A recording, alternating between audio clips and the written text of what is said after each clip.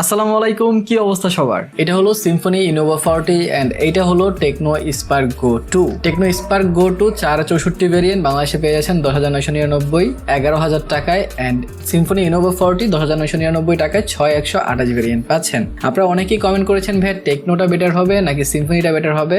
Brand value হিসাবে টেকনোটা আমার নিতে ইচ্ছে করছে, কিন্তু আসলে ভ্যালু ফর মানি আমি কিসে পাবো?